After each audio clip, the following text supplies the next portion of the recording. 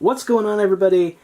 Today we're looking at Beastwars Deluxe Manterror. Now this guy is quite cool in my opinion. He is very he's somewhat realistic in my opinion, at least as far as toys go. He's one of those insect transformers that does a fairly good job representing the actual animal. Nice wings. They're on ball joints, and he's got these large raptorial appendages, which, by the way, are not just on mantises. You can also find them on mantis flies, which are members of the Neuroptera, the lacewings. There are a number of mantis flies. There's quite a few different species of those, and they look rather like mantises, but are not. They're actually a completely different kind of insect that has simply evolved convergently to look like them. and actually, I suppose, you know, he actually maybe does look a little like mantis fly, maybe in some respects, because he's got these very thick antennae, and that's a feature I've seen on the mantis flies. Generally speaking, true mantises have quite thin, very delicate little wispy antennae. But you know, this is clearly meant to be a mantis, so we'll go with that. That's clearly what this is meant to be. His beast mode has quite a decent amount of articulation. I think he can bend his head up and down like this, and his antennae can bend down. And if you look, I'll just bend his arms out of the way. He's got a mouth, and his mouth can open and close. Now, you know, real mantises have much more complex mouth parts than that, but you know, for a toy, this is pretty good. That's quite acceptable, isn't it? Yeah. Nice looking figure. Let's see. Yeah. One of the other things too that a true mantis would have is they have 3 additional eyes up here, and which is actually not something unique to them. You'll find many other insects also have additional eyes up there. I believe wasps and, well, the hymenopteran insects in general, such as bees and wasps, also tend to have eyes up there.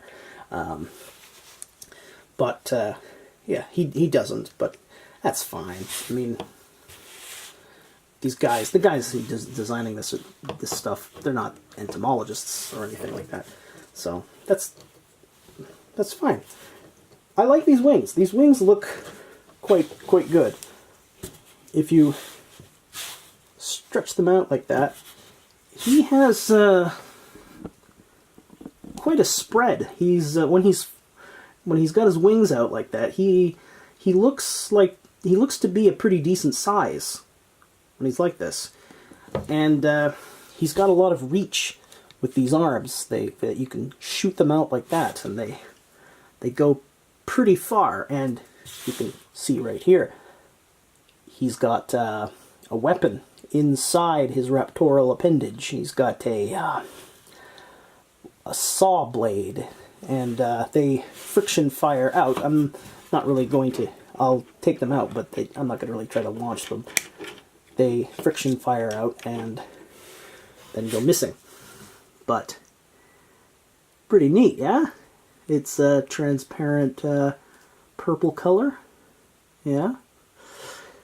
Cool idea for a weapon. I think this is the only Transformer figure I'm aware of that actually has anything like this. I don't think there are saw blades. There are Transformers that shoot discs, but none that are implied to be buzzsaws like this guy. So, yeah, got some nice paintwork too. See that? That's pretty interesting. More up here on this semi-transparent, almost milky opaque plastic here. Anyway, to transform this guy, we'll go ahead and do that right now. To transform him, we will take these bits here where the legs are attached to, which are on ball joints. We will bend them like this, like that. We'll pull up these wings to get them out of the way. And you can see here, this structure here is the waist assembly, which the legs are connected to under here. They're folded up, and you just swing that down like that, and you can extend these legs out, and fold out these feet, which have back heel sections and toe sections. And once again, made out of that opaque, transparent, almost minty green color right here. Anyway, fold this up like that. So now you have the bottom half completed. And pull these apart like that. And just get these out of the way. There's this bit right here that's got a bit of it's got a hinge. You pull this down to free that space up. And flip this down like this, and you can begin to see the head emerging. And this is where things get a little bit unusual. These armatures where the insect legs are connected, they come out like this. I will move them into this position, and they close over here to form a sort of, well, actually, let's see. Yeah, that'll work better if I bend these out of the way here. More like that. But close these over, and it forms a sort of rib cage. And I'll just let those rest like that. And you can see this part here, where the insect reptoral arms are connected. They swivel upwards into the proper shoulder position here on both sides. Lock into place. There's little detents that lock them into position. And you can rotate that around so that this detail is facing forward. And straighten everything out. Now, and just tidy everything up here up front. I'll just get these legs.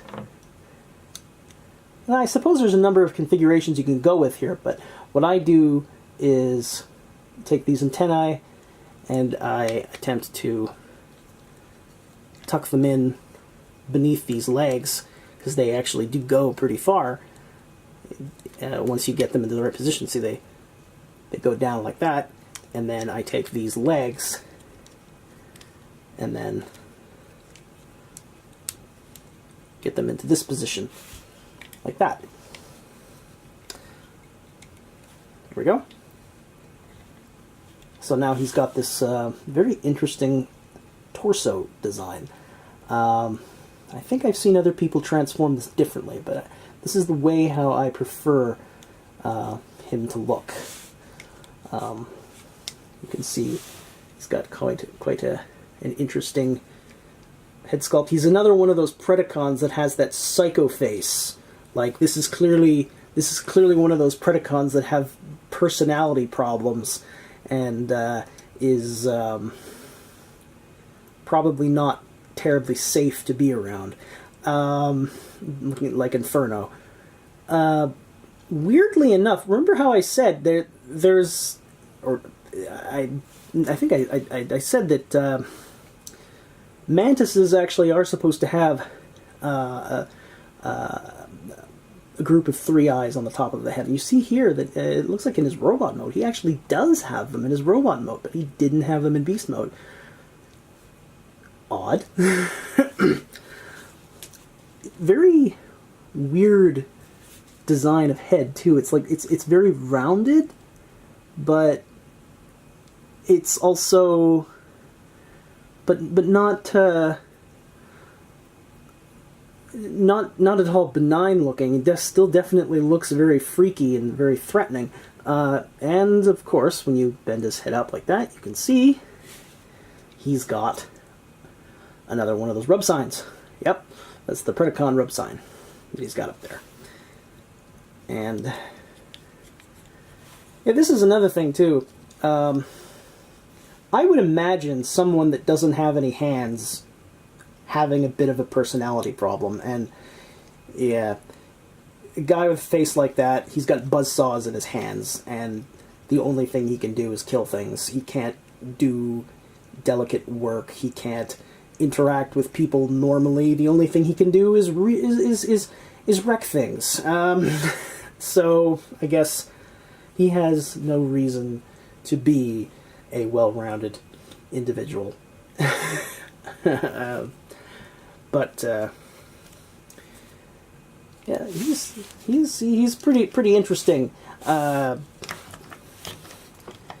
His name, I could never get over that. His name is Manterror. That's I never really thought that was a very good name. It just doesn't feel right. It doesn't stick. But it is better than what he got in Japan. In Japan, this guy's name is simply Mantis. That's it. They didn't go with anything else. He doesn't have a special name. His name is the name of the animal he turns into. Well, it's not as stupid as Scissor Boy or Drill Butts. So, it gets a pass. Speaking of which, here he is. This. I'll just move him to the side over here. This is Mantis. Mantis Manterror. This guy, he is a good guy. He is a Insectron, not a Predacon. He has a rub sign up here too, but his rub sign is the, let's see. Yeah, his rub sign is the maximal rub sign, not the Predacon one. And, of course, you can see that there is some difference between these two. He's got, where Manterror has the transparent plastic, that transparent purple plastic, he's got more of a opaque or very dark opaque colored blue plastic in its place. And he has these blue, not really transparent wings. They're sort of very dark, transparent, opaque colored wings here. And he's got a metallic sheen to the area on his head. It's painted in this metallic blue instead of that light purple on Manterror. I'm not giving him his own review because, you know, they're essentially identical. They're the same figure. He's got the same weapon, it's just painted in, it's not painted, it's cast in the blue plastic again. But it's essentially exactly the same figure. So, this has been a review for Beastwars Deluxe Manterror and his Insectron counterpart. Please tell me what you think. Rate, comment, and subscribe. How am I doing? And that'll be it for now.